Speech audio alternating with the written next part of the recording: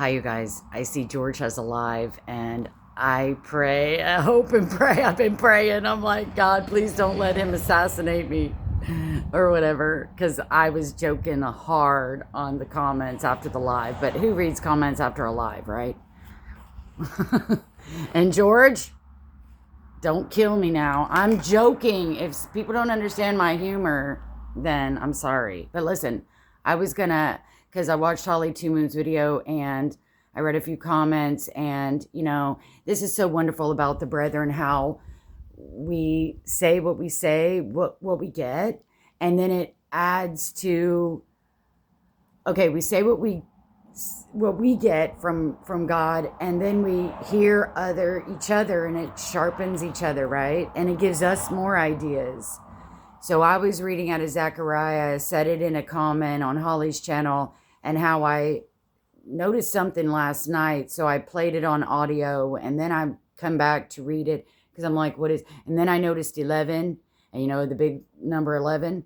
And then, so I tried to Google. So I said this in a comment. I Googled how many times is the 11th month in the Bible, and it gives Deuteronomy, Ezekiel, and then Zechariah.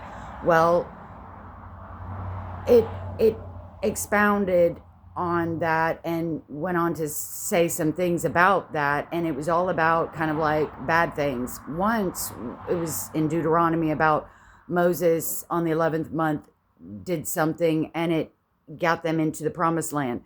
So now what I was then Googled is, what is our 11th month on our calendar? And it's January and February. And I thought, oh, okay, things are going to be destroyed in January, February. And, this World Cup thing. So then I go back to Holly because I was looking for something, and I noticed somebody when you get a notification that somebody thumbed up you or something, and I didn't see mine, but it gives you like the latest. So this comment here, she made me think even more. See, this is how God uses all of us as one body with all the clues. And she made me think, because it's Shannon Roloson or something. So gathering, laughing, drinking, and coming together in marriage. I've been telling people this all month. Okay, none of this really stood out to me except when she said spring falls away, because she lives in Canada. So in January and February, she mentioned, which I had just found out January, February is the 11th month on God's calendar. Well, but she said January and February have been added at some point. I didn't know that, or I forgot about it, because that vaguely sounds familiar. So January and February was added to the God's calendar. That's why December is 10, and November is 9, and October is 8. And God's calendar goes to 12 months, yes. That's what, well, whatever. I think it goes to 10 months, but I don't know. I don't remember that stuff. So anyway, have been added at some point. So no, it has, because here in the Bible it says 11th month. I don't know if anywhere in the Bible it says 12th month anything happened, but 12 is a sacred number, and I think he put 12 months in his calendar. Okay, so anyway, she starts talking about March.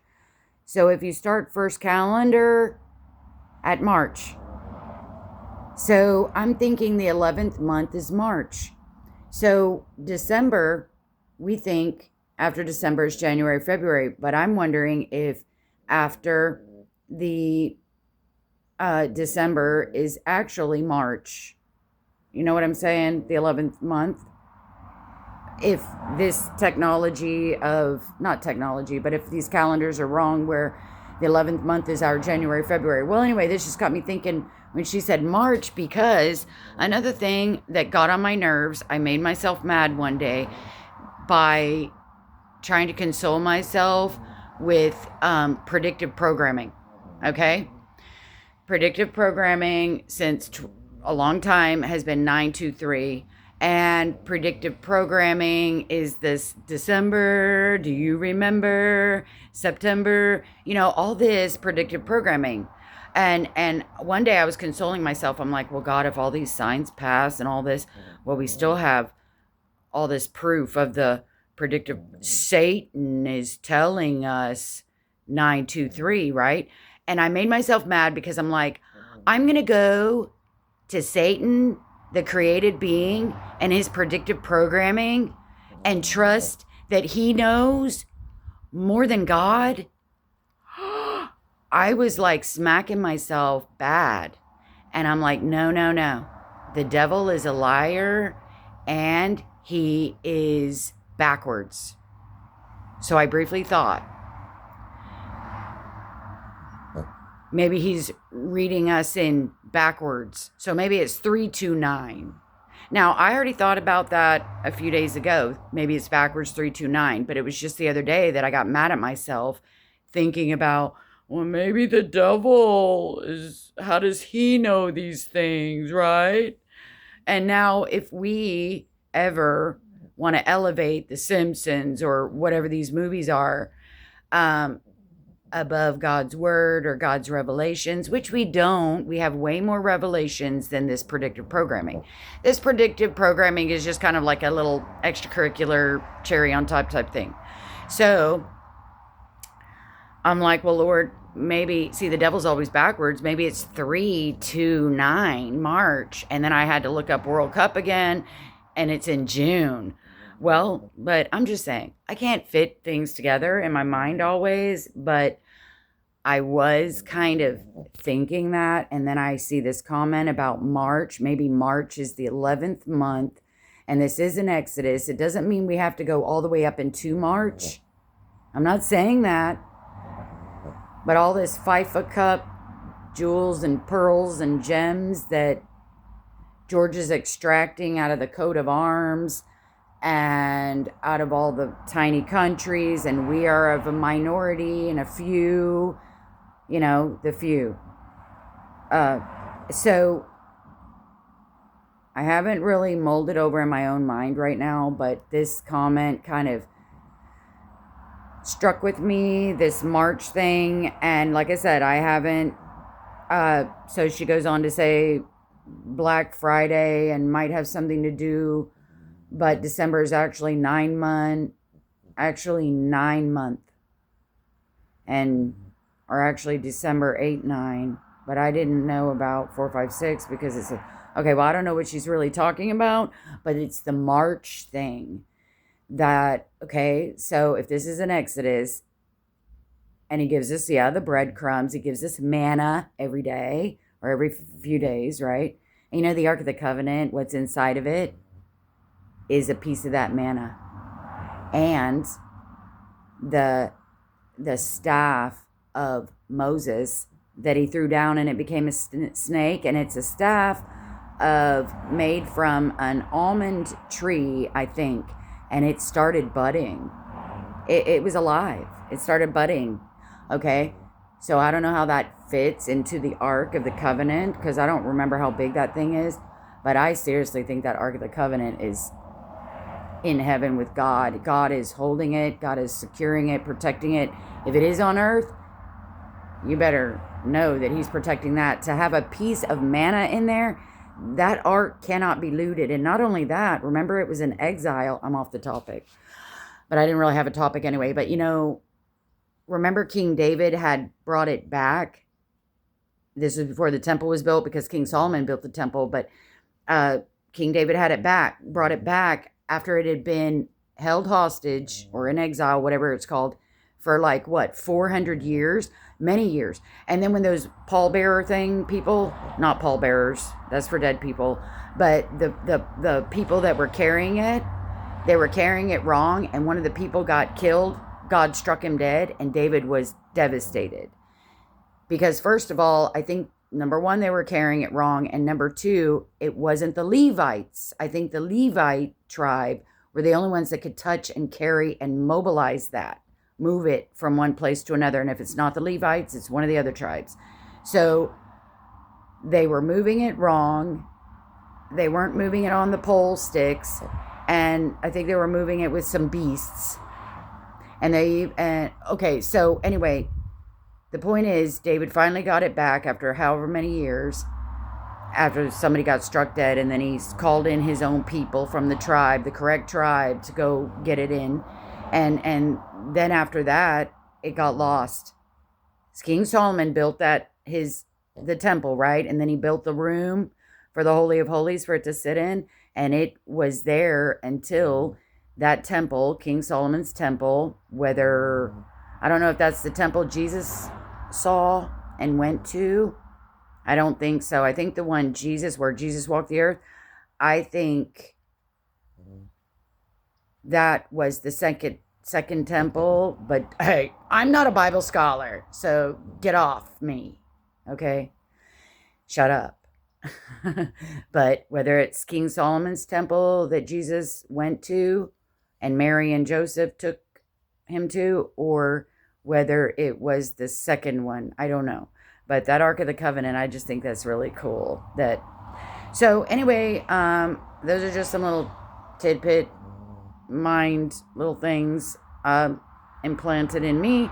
And yeah, I hope George thinks that's funny, and if he sees this or whatever, at least I'm saying it. And I'm going to try to think of a funny joke that I can as in a joke, as in like agitate. He's adorable. That's hilarious, the way he gets mad. I'd be the same way, but I probably don't have the guts to do that. I can only do it like on a video when I do it, It's not like I'm live, and if somebody, I might, it just depends. So anyway, I think it's funny, and I agree with it. And he was cracking me up weeks ago when it wasn't a live, but it was something else where he was just really going off on bad doctrine. And I just thought that I was like laughing so hard and commenting, "You're so funny." Anyway, okay. So, and I'm serious. Who's scared of him? He's scary sometimes. You're like, am I going to ask the wrong question? And then he's going to like, why you did it? I just think it's funny. And it's funny. If he yelled at me one time, "Don't be talking while I'm talking, Crystal." So anyway, okay. If I get discombobulated, looking through and looking for, because see, I wanted to read this. This is kind of cool. Darn. But see, all this, it even says that Zechariah is kind of hard to understand. But I'll try to read here. See, beginning with restoration from Babylon. Now, there's a Babylonian text we have to beware of, because some of these Greek texts are Babylonian, meaning they were rewritten. So I'll just put it to the side here and read it. It says, Zechariah, whose name means the Lord remembers, was a prophet of the restoration of Babylon as a contemporary of Haggai. He began his 2-year ministry in the 2nd year of Darius, blah, blah. His messages cover events beginning with the rebuilding of the temple and concluding with the millennium. So basically, Zechariah is from beginning to end, okay? Expositors, both Jewish and Christian, have complained of the difficulty of this book. This is due largely to the versions of chapters 1 through 6. But no Old Testament prophet has more prophecy concerning Christ, Israel, and the nations in so short a space than Zechariah. He predicts all these things. He predicts the second coming of Christ. He predicts his reign, his priesthood, his kingship, his humanity, his deity, his building of the temple of the Lord, his coming in lowliness, his bringing of permanent peace, his rejection and betrayal for 30 pieces of silver, his return to Israel as the crucified one, and his being struck by the sword of the Lord. Zechariah's predictions of other prophetic events of the end time are equally clear and significant. In the last chapter alone, the prophet discloses the last siege. See, 11th month, 11, destruction. Discloses the last siege of Jerusalem, the initial victory of the enemies of Israel, the cleaving of the Mount of Olives, that's the second coming, the Lord's defense of Jerusalem by his visible appearing on Olivet, judgment of the Confederate nations, the topographical changes in the land of Israel, the Feast of Tabernacles in the millennium, and the ultimate holiness of Jerusalem and her people. Oops, you weren't even looking at any of this. So anyway, this book has it all prophesied, and this Deuteronomy is the final speeches to the Israelites before they went to the promised land in the 11th month. And in Ezekiel, the 11th month was divine judgment for God's enemies. God came to Ezekiel in the 11th month, and this is vision from the Lord. So the 11th month, I'm wondering if, and the 11th month might be February for anybody who knows, because, okay, well, bye y'all.